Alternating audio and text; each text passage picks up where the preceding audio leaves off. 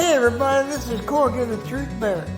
I tell you what, man, this story is disturbing as hell.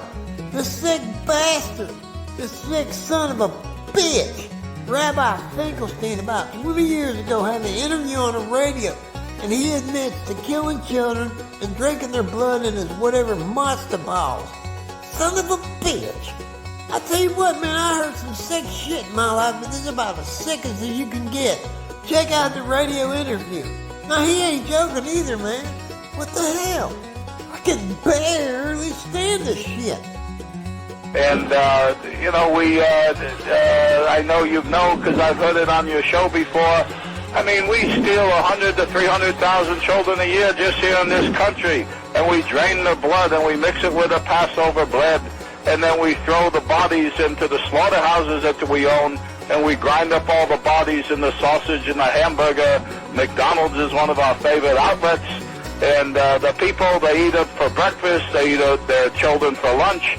And, us Jews, we gotta do what we do. The most important thing to remember between you, Pastor Wickstrom, and me, Rabbi A.B. Finkelstein of New York, that we both have two fathers, and so that's why we look at the world in two different ways. And we know that there's a massive collision that's going to take place between two forces, don't we? Well, that's what your book says. Our book says that we're going to take over the world. Well, I look at you... You're doing a pretty good job right now. Yes, you've done a pretty good job, but there's quite an awakening coming.